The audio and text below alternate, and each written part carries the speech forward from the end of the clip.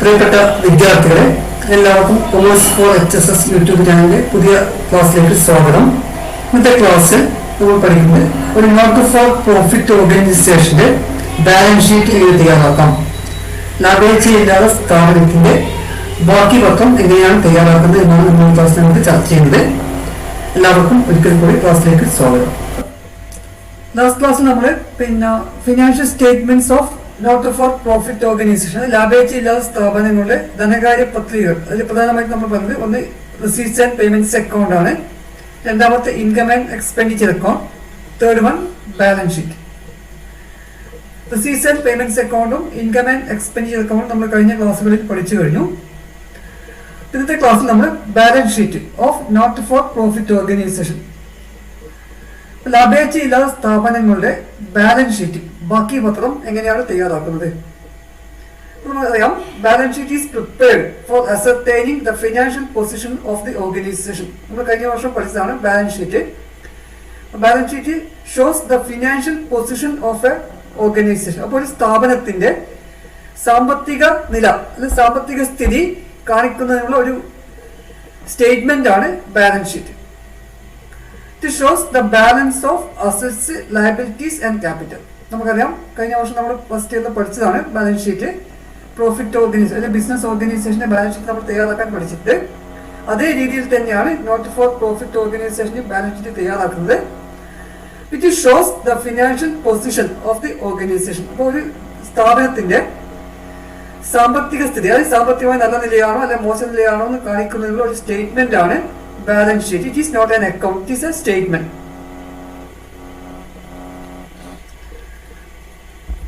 Now, balance sheet is prepared on the same pattern as that of the business entities. നമ്മൾ കഴിഞ്ഞ വർഷം പഠിച്ചിട്ടുണ്ട് business സ്ഥാപനങ്ങളുടെ balance sheet തയ്യാറാക്കുന്നത് എങ്ങനെയാണെന്നുള്ളത് കഴിഞ്ഞ വർഷം നമ്മൾ പഠിച്ചതാണ്. അപ്പോൾ അതേ രീതിയിൽ തന്നെയാണ് നോട്ട് ഫോർ പ്രോഫിറ്റ് ഓർഗനൈസേഷന്റെയും ബാലൻസ് ഷീറ്റ് നമ്മൾ തയ്യാറാക്കേണ്ടത്. ദ സെയിം പാറ്റേൺ നമ്മൾ കഴിഞ്ഞ വർഷം എങ്ങനെയാണോ ബാലൻസ് ഷീറ്റ് തയ്യാറാക്കിയത് അതേ രീതിയിൽ തന്നെയാണ് നോട്ട് ഫോർ പ്രോഫിറ്റ് ഓർഗനൈസേഷന്റെ ബാലൻസ് ഷീറ്റും തയ്യാറാക്കുന്നത്. അപ്പൊ നമ്മൾ അസറ്റ്സും ലയബിലിറ്റീസും ക്യാപിറ്റലാണ് ഇവിടെ എടുക്കുന്നത് പറഞ്ഞു. It is based on the accounting equation. നമ്മൾ നേരത്തെ അക്കൗണ്ടിംഗ് ഇക്വേഷൻ പഠിച്ചു. Asset is equal to capital plus liabilities അല്ലെ. അസറ്റ്സും ഒരു സൈഡിലും ക്യാപിറ്റലും ലയബിലിറ്റീസും മറ്റൊരു സൈഡിലാണ് എടുക്കുന്നത്. അപ്പൊ നേരത്തെ നമ്മൾ തയ്യാറാക്കിയ ബാലൻസ് ഷീറ്റ് അതേ രീതിയിൽ തന്നെയാണ് ഇവിടെയും തയ്യാറാക്കേണ്ടത്. Now, assets are shown on the right hand side, which is called asset side, and liabilities on the left hand side, which is called liabilities side. Balance sheet രണ്ട് സൈഡാണുള്ളത്, അസറ്റ് സൈഡും liability സൈഡും. ഇപ്പൊ left hand സൈഡിന് നമ്മൾ liability side എന്ന് പറയും. ഇപ്പൊ liability സൈഡിൽ നമുക്ക് ലയബിലിറ്റീസും ക്യാപിറ്റലാണ് എടുക്കേണ്ടത്. റൈറ്റ് ഹാൻഡ് സൈഡിന് അസറ്റ്സ് എന്നാണ് പറയുന്നത്. അതുപോലെ നമ്മൾ എല്ലാ അസറ്റ്സും എടുക്കുന്നു. രണ്ട് സൈഡും എന്തായിട്ട് വരണം, ഈക്വൽ ആയിട്ട് വരണം. നമ്മൾ നേരത്തെ കഴിഞ്ഞ വർഷം പഠിച്ചിട്ടുണ്ട് ബാലൻസ് ഷീറ്റ് തയ്യാറാക്കുന്ന രീതികളൊക്കെ. ആ രീതിയിൽ തന്നെയാണ് ഇവർ തയ്യാറാക്കുന്നത് പറഞ്ഞു കഴിഞ്ഞു. അപ്പൊ എല്ലാ അസറ്റ്സും എല്ലാ ആസ്തികളും, അതായത് current assets and fixed assets taken on the asset side or right hand side of balance sheet, and liabilities and capital are taken on the left hand side, which is called liability side.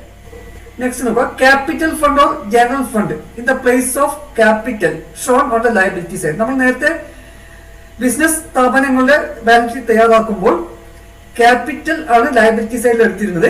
അപ്പൊ ക്യാപിറ്റലിന് പകരം ഇവിടെ എന്ത് ചെയ്യുന്നു, capital fund അല്ലെ general fund. നമ്മൾ നേരത്തെ പറഞ്ഞു നോട്ട് ഫോർ പ്രോഫിറ്റ് ഓർഗനൈസേഷൻ ആയതുകൊണ്ട് ക്യാപിറ്റൽ അക്കൗണ്ട് നമുക്ക് മെയിൻറ്റെയിൻ ചെയ്യാൻ പറ്റില്ല. അതുകൊണ്ട് അതിന് പകരം എന്ത് ചെയ്യുന്നു, ക്യാപിറ്റൽ ഫണ്ട് അല്ലെ ജനറൽ ഫണ്ട് എന്നുള്ളൊരു അക്കൗണ്ടാണ് മെയിൻറ്റെയിൻ ചെയ്യുന്നത്. അപ്പൊ നമ്മൾ ലയബിലിറ്റി സൈഡില് ലയബിലിറ്റീസിന്റെ കൂടെ ക്യാപിറ്റൽ ഫണ്ടോ അല്ലെ ജനറൽ ഫണ്ടോ കാണിക്കണം. അത് കൂടാതെ നേരത്തെ നമ്മൾ പറഞ്ഞത് after preparing income and expenditure account the result will be either surplus or deficit അല്ലെ.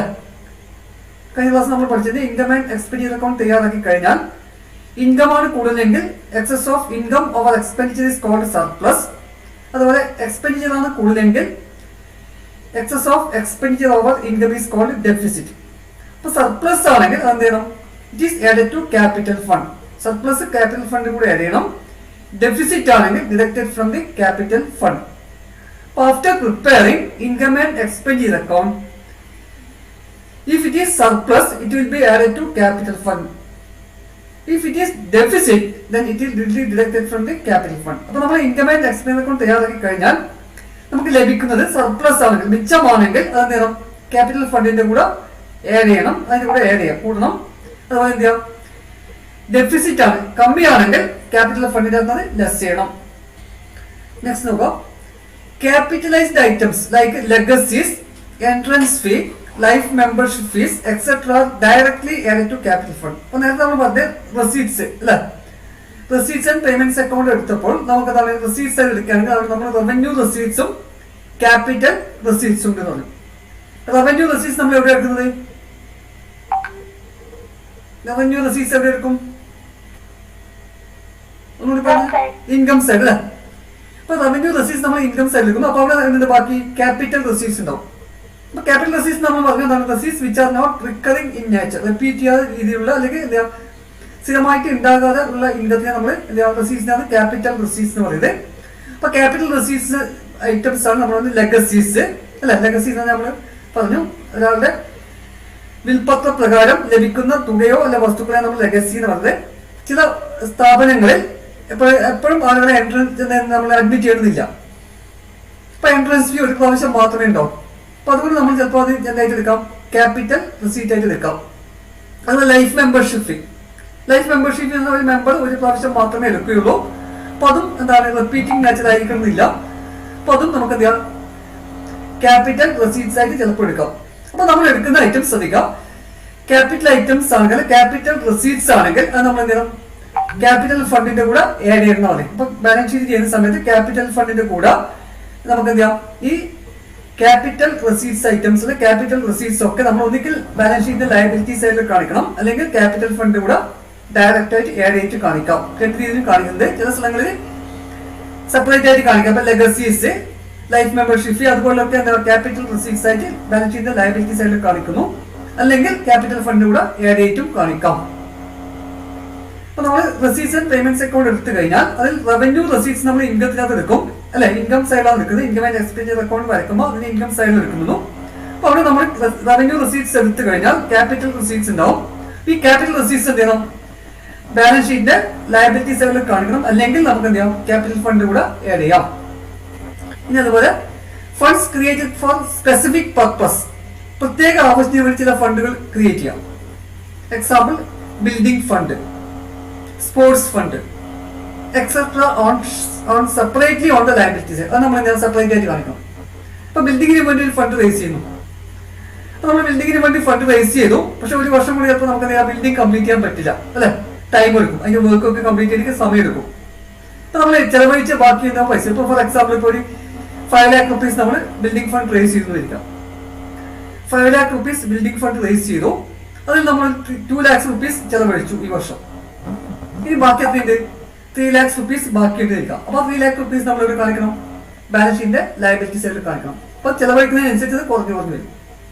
അതായത് സ്പോർട്സ് ഫണ്ട്, അപ്പൊ ഒരു പ്രത്യേക ആവശ്യത്തിന് വേണ്ടി തയ്യാറാക്കുന്ന ഫണ്ടുകളെ നമ്മൾ സ്പെസിഫിക് ഫണ്ട് എന്ന് പറയാം. അപ്പൊ അങ്ങനെ സ്പെഷ്യൽ ഫണ്ട് നമ്മൾ ക്രിയേറ്റ് ചെയ്യുകയാണെങ്കിൽ ആ സ്പെഷ്യൽ ഫണ്ടിൽ ബാലൻസ് വരുന്ന എമൗണ്ട് എത്രയാണോ അത് നമ്മൾ എന്ത് ചെയ്യണം, ബാലൻസ് ഷീറ്റിന്റെ ലയബിലിറ്റി സൈഡിൽ കാണണം. It is A capital receipt അല്ല. എല്ലാ വർഷവും നമ്മൾ എന്ത് ചെയ്യണം, ബിൽഡിംഗ് ഫണ്ട് റേസ് ചെയ്യാം അല്ല, എല്ലാ വർഷവും ബിൽഡിംഗ് എടുക്കില്ല. അപ്പൊ അത് ഒരു പ്രത്യേക ആവശ്യത്തിന് വേണ്ടി നമ്മൾ ക്രിയേറ്റ് ചെയ്യുന്ന ഫണ്ട് ആയതുകൊണ്ടാണ് നമ്മൾ എന്തെങ്കിലും ക്യാപിറ്റൽ റെസീറ്റ് ആയിട്ട് കണക്കാക്കുന്നത്.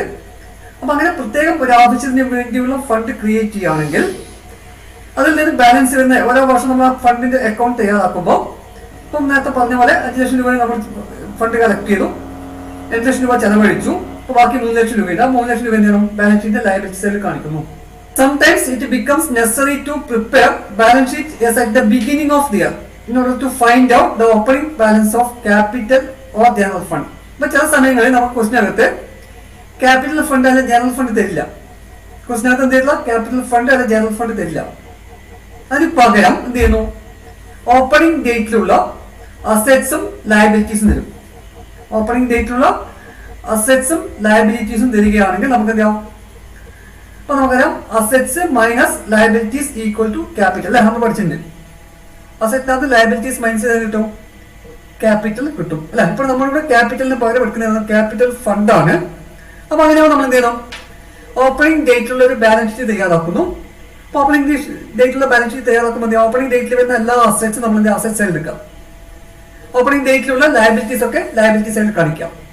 അപ്പൊ അസറ്റ്സിനകത്ത് ലയബിലിറ്റീസ് മൈനസ് കിട്ടുന്ന എമൗണ്ട് ആയിരിക്കും എന്ത് ക്യാപിറ്റൽ ഫണ്ട് അല്ലെ ജനറൽ ഫണ്ട്.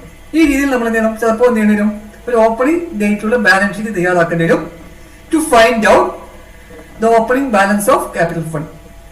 അപ്പോൾ ഓപ്പണിംഗ് ഡേറ്റുള്ള ക്യാപിറ്റൽ ഫണ്ടിന്റെ ബാലൻസ് കണ്ടുപിടിക്കാൻ വേണ്ടി ഓപ്പണിംഗ് ഡേറ്റിൽ ഒരു ബാലൻസ് ഷീറ്റ് ചിലപ്പോൾ തയ്യാറാക്കേണ്ടി വരാം. ക്വസ്റ്റിനകത്ത് തരുന്നില്ല എങ്കിൽ, ക്യാപിറ്റൽ ഫണ്ട് തന്നിട്ടില്ല എങ്കിൽ നമ്മൾ എന്ത് ചെയ്യണം, we have to prepare a balance sheet on the opening date to find out the capital fund or general fund on that date.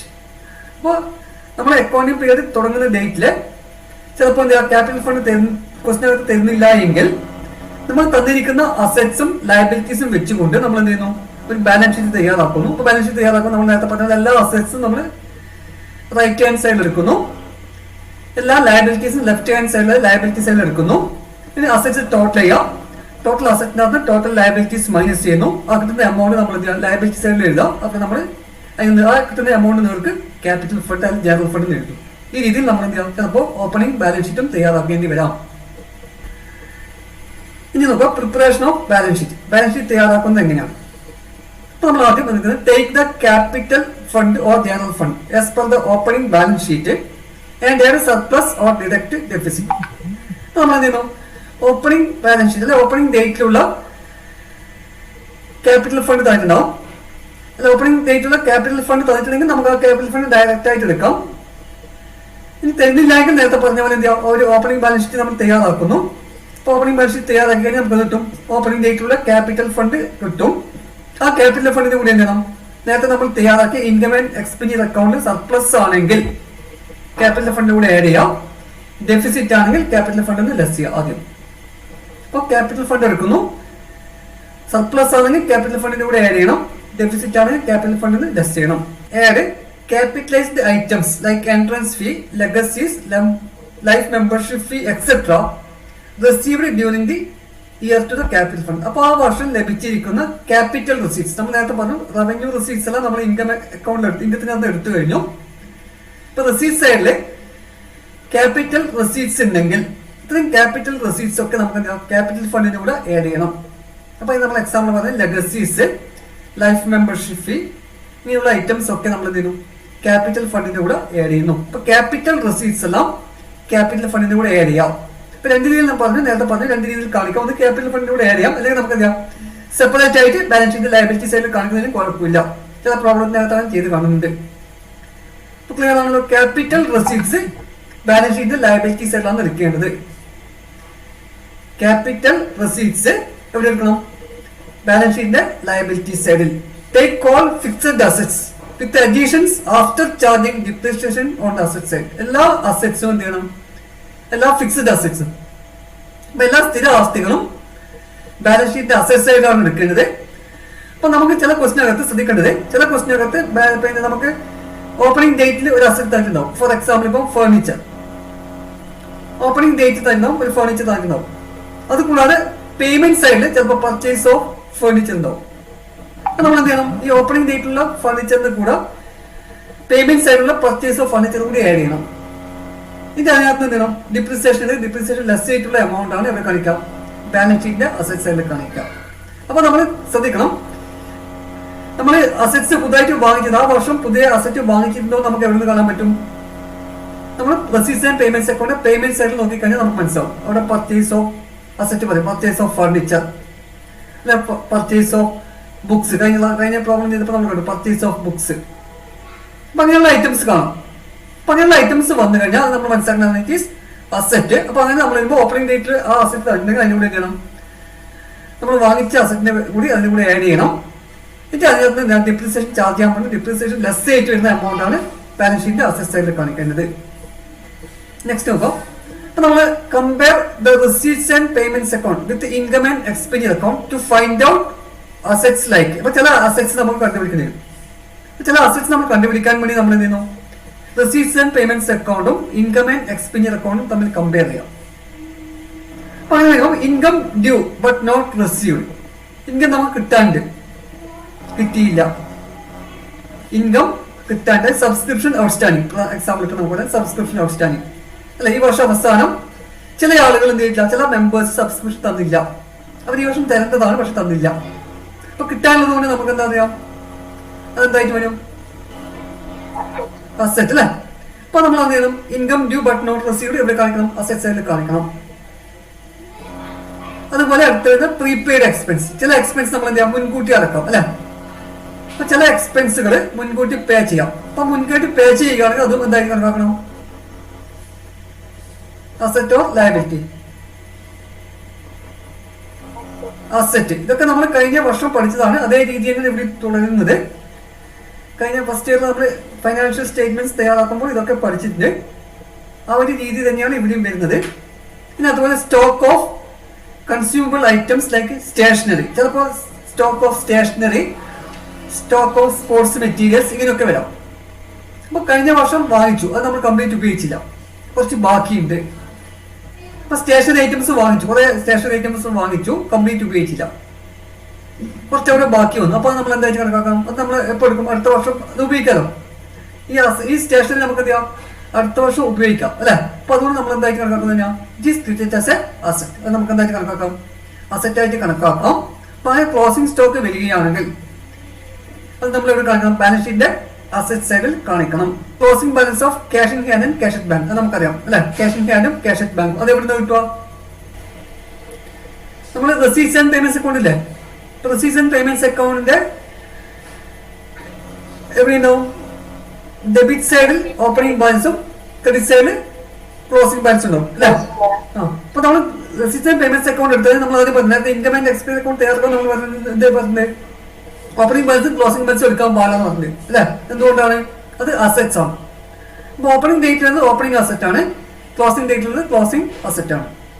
അപ്പൊ ഓപ്പണിംഗ് ബാലൻസ് വയ്ക്കുമ്പോൾ ഓപ്പണിംഗ് ബാലൻസ് ഷീറ്റ് ചെയ്യുന്ന സമയത്ത് ഓപ്പണിംഗ് ക്യാഷ് ഇൻ ഹാൻഡും cash at bank എടുക്കാം. Closing balance sheet ചെയ്യുമ്പോൾ എന്താ, closing cash in ഹാൻഡും closing ഡേറ്റുള്ള ക്യാഷ് അറ്റ് ബാങ്കും എടുക്കണം. Next, compare the receipts and payments account with income and expense to find out liabilities. ഇതുപോലെ നമ്മൾ അസറ്റ് പറഞ്ഞ പോലെ തന്നെ ചിലപ്പോൾ ലയബിലിറ്റീസും വരാം. അപ്പൊ ലയബിലിറ്റീസ് വരുമ്പോൾ ഇൻകം റിസീവ്ഡ് ഇൻ അഡ്വാൻസ്. അപ്പൊ നമ്മൾ ഏതെങ്കിലും ആരെങ്കിലും പൈസ മുൻകൂട്ടി വാങ്ങിക്കുകയാണെങ്കിൽ അതെന്തായിട്ട് മാറും, ഇറ്റ് ബിക്കംസ് എ ലയബിലിറ്റി. അപ്പൊ അതിന് example subscription received in advance. ഇപ്പൊ ചില മെമ്പേഴ്സ് എന്ത് ചെയ്യാം, അടുത്ത വർഷം തരാനുള്ള സബ്സ്ക്രിപ്ഷൻ മുൻകൂട്ടി തരാം. അടുത്ത വർഷം തരാണ്ടായിരുന്നു സബ്സ്ക്രിപ്ഷൻ ചെയ്യണം, പിന്നെ അടുത്ത വർഷം തന്നാൽ മതി സബ്സ്ക്രിപ്ഷൻ. പക്ഷെ അവർ എന്ത് ചെയ്യുന്നു, മുൻകൂട്ടി ഇപ്പോൾ തരികയാണ്. അപ്പൊ അങ്ങനെ വാങ്ങിക്കുമ്പോൾ അത് നമ്മളെന്തായി, അത് ഓർഗനൈസേഷനെ സംബന്ധിച്ചിടത്തോളം ഇറ്റ് ഈസ് എ ലയബിലിറ്റി. അപ്പോൾ ഒരാളുടെ നമ്മൾ പൈസ മുൻകൂട്ടി വാങ്ങിക്കുമ്പോൾ അത് ആ സ്ഥാപനത്തിന്റെ ബാധ്യതയായി മാറുകയാണ്. അപ്പോൾ income received in advance will be shown on the liability side. അതിന് എക്സാമ്പിൾ നമ്മൾ സബ്സ്ക്രിപ്ഷൻ റിസീവ്ഡ് ഇൻ അഡ്വാൻസ്. ഇനി അതുപോലെ ഔട്ട്സ്റ്റാൻഡിംഗ് എക്സ്പെൻസ്. ഔട്ട്സ്റ്റാൻഡിംഗ് എക്സ്പെൻസ് ആണ് expense due but not paid. നമ്മൾ കൊടുക്കേണ്ട പൈസയാണ്, പക്ഷേ ഈ വർഷം കൊടുത്തില്ല അല്ലെ. കൊടുക്കാനുള്ളതെല്ലാം എന്താണ്, ലയബിലിറ്റി ആണ്. അപ്പൊ അങ്ങനെ ഔട്ട്സ്റ്റാൻഡിംഗ് എക്സ്പെൻസും ലയബിലിറ്റി ആണ്. So it will be shown on the liability side.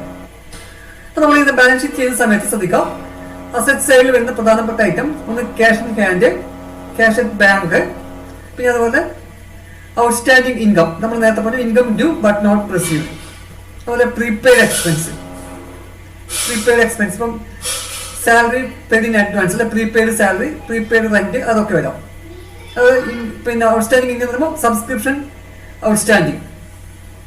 പിന്നെ സ്റ്റോക്ക് ഓഫ് കൺസ്യൂമബിൾ ഐറ്റം, എന്താ പറയുക, stock of stationery, stock of sports materials, ഇങ്ങനെയുള്ള ഐറ്റംസ് ഒക്കെ വരാം. പിന്നെ വരുന്ന ഫിക്സഡ് അസറ്റ്സ് ആണ്. Fixed assets furniture, land, building, ഇതൊക്കെ വരാം. ഇങ്ങനെയുള്ള ഐറ്റംസ് ആണ് സാധാരണ അസറ്റ് സൈഡിൽ വരുന്നത്. ലയബിലിറ്റി സൈഡിൽ നമ്മൾ പറഞ്ഞു ക്യാപിറ്റൽ ഫണ്ട് എടുക്കണം. ക്യാപിറ്റൽ ഫണ്ട് കൂടെ സർപ്ലസ് ആണെങ്കിൽ ആഡ് ചെയ്യണം, ഡെഫിസിറ്റ് ആണെങ്കിൽ ലെസ് ചെയ്യണം. കൂടാതെ ക്യാപിറ്റൽ ഐറ്റംസ്, നേരത്തെ പറഞ്ഞു ക്യാപിറ്റൽ റെസീറ്റ്സ് ആയിട്ട് വരുന്ന ഐറ്റംസ് ഉണ്ടാവും. ഇപ്പൊ ക്യാപിറ്റൽ റെസീറ്റ്സ് ആയിട്ട് തന്നെ നേരത്തെ പറയുന്നത് ലെഗസീസ്, ലൈഫ് മെമ്പർഷിപ്പ് ഫീ, ഇതുപോലുള്ള ഐറ്റംസും കൂടി ക്യാപിറ്റൽ ഫണ്ടിന്റെ കൂടെ ആഡ് ചെയ്യാം. പിന്നെ സ്പെഷ്യൽ ഫണ്ട്, നേരത്തെ പറഞ്ഞ സ്പെഷ്യൽ ഫണ്ട്, സ്പെഷ്യൽ ഡൊണേഷൻ. ഇപ്പൊ നേരത്തെ പറഞ്ഞ donation for building, donation four pavilion, അങ്ങനെയുള്ള ചില ഐറ്റംസ് വരാം. ഒരു പ്രത്യേക ആവശ്യത്തിന് വേണ്ടി മാത്രം ഫണ്ട് റേസ് ചെയ്യുകയാണെങ്കിൽ അങ്ങനെയുള്ള നമ്മൾ സ്പെഷ്യൽ ഫണ്ട് വരാം. അപ്പൊ അങ്ങനെയുള്ള സ്പെഷ്യൽ ഫണ്ട് എന്ത് ലയബിലിറ്റീസ് എല്ലാം കാണിക്കേണ്ടത്. അതുപോലെ സാധാരണ short term liabilities, creditors, bank over draft, പിന്നെ അതുപോലെ ഔട്ട്സ്റ്റാൻഡിംഗ് എക്സ്പെൻസ്, എന്തെങ്കിലും ചെലവുകൾ അല്ലെ നമുക്ക് കൊടുക്കാനുണ്ടെങ്കിൽ സാലറി ഔട്ട്സ്റ്റാൻഡിംഗ്, റെന്റ് ഔട്ട്സ്റ്റാൻഡിങ് ഇങ്ങനെയുള്ള ഐറ്റംസും ലയബിലിറ്റി സൈഡിൽ കാണിക്കാം. അതുപോലെ ഇൻകം റിസീവ്ഡ് ഇൻ അഡ്വാൻസ്, നേരത്തെ പറഞ്ഞ സബ്സ്ക്രിപ്ഷൻ റിസീവ്ഡ് ഇൻ അഡ്വാൻസ്, അടുത്ത വർഷം കൊടുക്കാനുള്ള സബ്സ്ക്രിപ്ഷൻ ഈ വർഷം മുൻകൂട്ടി വാങ്ങിക്കുകയാണെങ്കിൽ അപ്പൊ അങ്ങനെയുള്ള ഐറ്റംസ് ഒക്കെ നമുക്ക് എന്ത് ചെയ്യാം ബാലൻസ് ഷീറ്റിന്റെ ലയബിലിറ്റി സൈഡിൽ കാണിക്കുന്നു. ഇപ്പൊ രണ്ട് സൈഡും ടോട്ടൽ ചെയ്യാം. ടോട്ടൽ ചെയ്യുമ്പോൾ ഈക്വൽ ആയിട്ട് വരണം. അപ്പൊ ഈ രീതിയാണ് നമ്മൾ ബാലൻസ് ഷീറ്റ് തയ്യാറാക്കേണ്ടത്. ഇന്നത്തെ ക്ലാസ്സിൽ ഒരു ലാഭേച്ഛയില്ലാ സ്ഥാപനത്തിന്റെ ബാലൻസ് ഷീറ്റ് ബാക്കി പത്രം എങ്ങനെ തയ്യാറാക്കാമെന്ന് നമ്മൾ പഠിച്ചു കഴിഞ്ഞു. ഈ ക്ലാസ് നിങ്ങൾക്ക് മനസ്സിലായിട്ടുണ്ടാവുമെന്ന് പ്രതീക്ഷിക്കുകയാണ്.